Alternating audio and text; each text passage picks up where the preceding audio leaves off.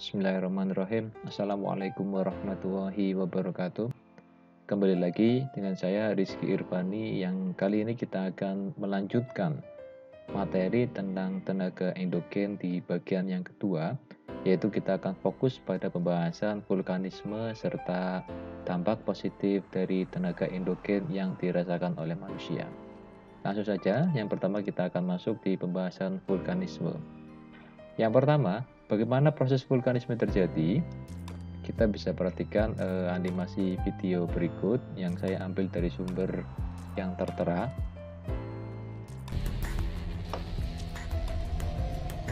It happens because hot rock rises, heated by the Earth's core. Near the surface, the rock spreads into... Jadi seperti yang kita ketahui bahwa ada lapisan tektonik dan di bawahnya terjadi arus konveksi. Arus konveksi ini yang menyebabkan adanya pergerakan lempeng tektonik itu sendiri.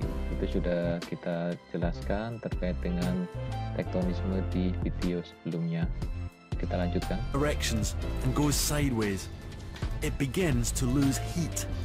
Eventually, the much cooler rock sinks back down. Through this spreading process, the Earth's crust is very slowly dragged apart. And it's this that ultimately causes the continents to move. Where the plates collide, the rock on the seafloor containing carbon from the dead plankton is carried deep into the Earth. As it descends, this layer of rock is heated, so the rock melts, releasing carbon dioxide. Dari gesekan ini akan menghasilkan sebuah magma, sehingga akan muncul melalui gunung gas yang ada is returned back into di the atmosphere atas permukaan during an bumi. eruption.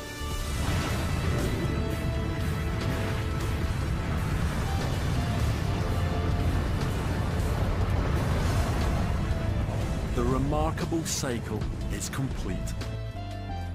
Nah, itu bagaimana proses vulkanisme terjadi. Selanjutnya kita masuk tentang bagian dalam gunung api.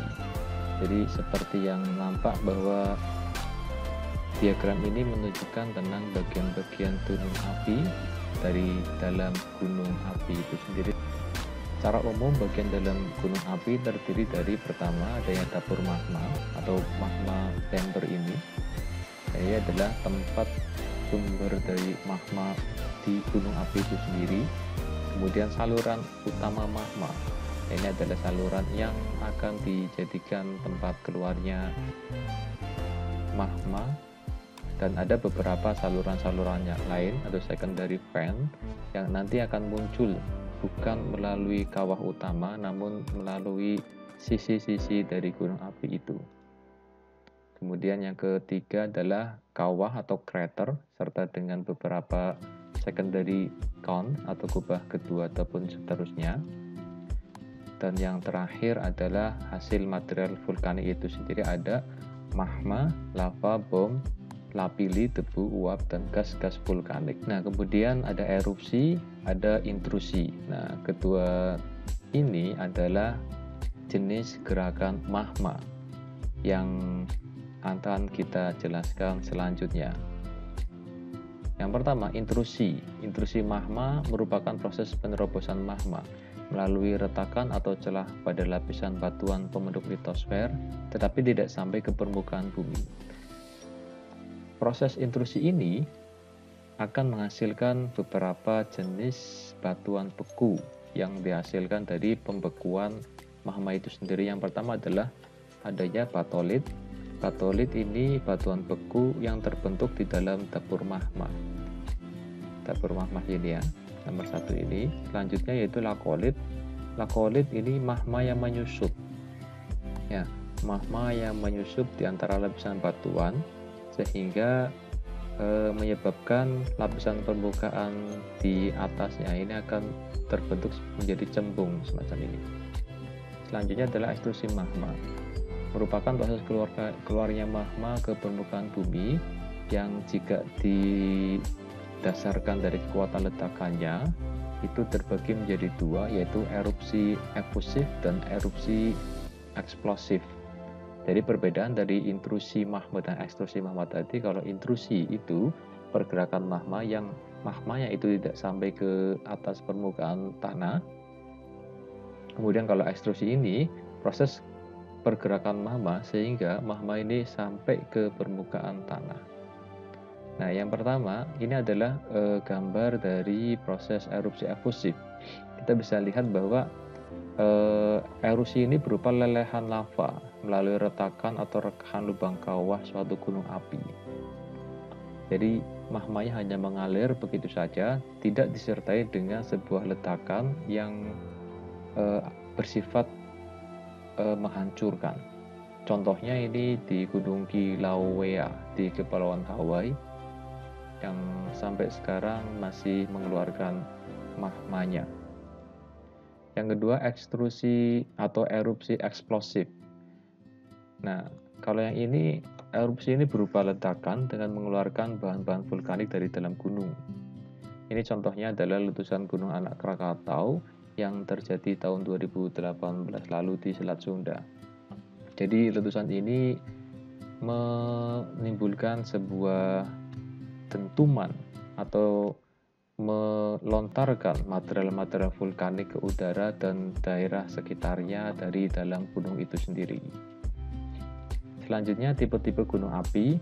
Kali ini akan ada dua jenis, yaitu berdasarkan bentuknya dan berdasarkan besar tekanan gas, tingkat kecairan magma, dan kedalaman dapur magma. Yang pertama berdasarkan bentuk ada gunung api perisai, gunung api mar, kemudian gunung api strato. Kemudian dari klasifikasi yang kedua ada tipe Hawaii, tipe Stromboli, tipe Peret, tipe Pele, tipe Vulcano, dan tipe Saint Vincent. Kita akan coba jelaskan satu persatu mulai dari gunung api perisai. Dari kata perisai ini sendiri terbentuk dari erosi tipe efusif karena tekanan gasnya pada saluran magma sangat rendah. Magmanya ini bersifat cair dan basah. Contohnya ini kebanyakan ditemukan di Kepulauan Hawaii seperti Gunung Mauna Loa, Mauna Kea, Kilauea, dan gunung-gunung yang ada di sekitaran Kepulauan Hawaii. Bentuknya semacam ini. Karena ini terbentuk namanya adalah gunung api perisai, maka bentuknya itu seperti perisai. Ini sebuah ilustrasi gambarnya. Kemudian penampakan aslinya yaitu berupa macam ini. Kita bisa lihat gunungnya itu sangat landai sekali. Yang ini merupakan Gunung Mauna Loa di Hawaii. Yang kedua, gunung api mar. Gunung api ini terbentuk oleh satu atau lebih ledakan bawah tanah eksplosif yang terjadi saat magma panas bersentuhan dengan air tanah dangkal yang ada di dalam gunung api itu untuk menghasilkan ledakan uap dan material vulkanik yang hebat. Kenapa hebat? Karena bisa menghancurkan badan gunung seperti ini. Contohnya banyak di Jawa Timur, di sekitaran Gunung Lamongan, ada Ranu Grati, Ranu Klaka, Ranu Bedali, dan beberapa danau vulkanik di lereng Gunung Lamongan, Jawa Timur, di Lumajang sana. Ini contohnya Ranu Bedali di Lumajang, Jawa Timur yang bisa kita lihat. Yang ketiga, gunung api strato. Gunung api strato terbentuk akibat letusan yang terjadi secara terus-menerus dan seringkali bergantian antara letusan efusif dan eksplosif. Bentuknya seperti ini, kerucut dan berlapis-lapis karena dari kata strato ya, berlapis-lapis, memuncak semacam ini. Pada setiap lereng gunung ini terdapat lapisan-lapisan timbunan yang terjadi akibat erupsi. Setiap kali erupsi itu akan menimbulkan sebuah lapisan, kemudian setiap kali erupsi akan menimbulkan lapisan, dan lapisan itu akan menjadi sebuah timbunan-timbunan secara terus-menerus dan membentuk sebuah kerucut. Ya, gunung ini merupakan tipe gunung api yang paling banyak ditemukan di Indonesia. Informasi ini saya dapatkan dari ilmugeografi.com. Nah, ini bentuk dari gunung api strato, dan ini merupakan Gunung Semeru, Jawa Timur. Selanjutnya, berdasarkan besar tekanan gas, tingkat kecairan magma, dan kedalaman dapur magma, kita jelaskan menggunakan tabel saja biar lebih ringkas. Bisa diperhatikan di sebelah kiri ada lava, ada kental, cair kental, dan cair encer. Tekanan gas semakin ke kanan maka rendah, sedang, tinggi, dan sangat tinggi. Kedalaman magma sangat dangkal, dalam, dan sangat dalam. Bisa diperhatikan bahwa salah satu yang menyebabkan adanya letusan gunung api itu menjadi sangat eksplosif, yaitu karena semakin tingginya dari tekanan gas itu sendiri. Semakin tinggi tekanan gas, maka potensi letusan semakin eksplosif bisa saja terjadi. Yang pertama, kita akan coba jelaskan tentang tipe Hawaii. Tipe Hawaii ini mempunyai magma yang sangat cair, tekanan gasnya rendah, dan dapur magmanya ini sangat dangkal. Kemudian selanjutnya tipe Stromboli, erupsinya tidak terlalu eksplosif kalau yang ini, ya, karena tipe magma yang dihasilkan, tipe lava yang dihasilkan yaitu cair encer, kemudian tekanan gasnya masih sedang, dan kedalaman dapur magmanya masih cukup dangkal. Nah, cara membacanya seperti itu. Jadi tinggal ditarik saja dari tabel yang ada bagaimana kondisi lavanya, bagaimana tekanan gas dan kedalaman magmanya sesuai dengan tabel yang ada. Selanjutnya, kita akan membahas materi yang terakhir dari tenaga endogen, yaitu manfaat tenaga endogen untuk kebutuhan manusia. Yang pertama, yaitu sebagai jebakan atau reservoir minyak dan gas bumi. Ini merupakan bentukan dari gerak orogenetik tektonisme, ada lipatan dan patahan. Jadi gas dan minyak bumi ini terjebak di dalam antiklinal sebuah lipatan ataupun bagian tertentu dari sebuah patahan. Bisa dilihat yang berwarna hitam dan warna biru ini adalah minyak bumi dan gas alam. Bagaimana terbentuknya? Karena ini kaitannya dengan besarnya massa jenis air dan massa jenis minyak yang berbeda.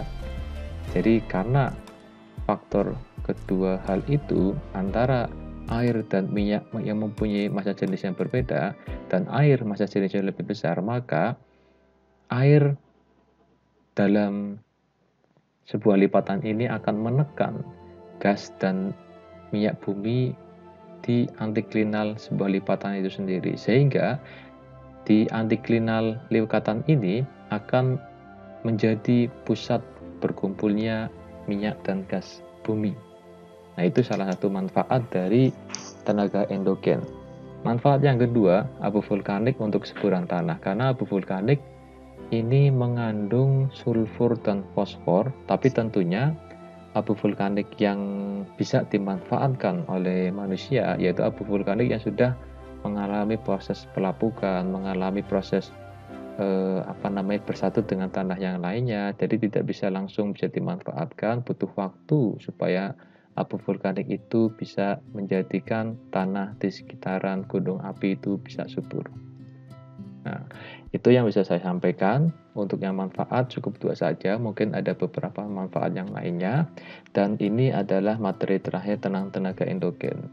Saya ucapkan terima kasih. Assalamualaikum warahmatullahi wabarakatuh.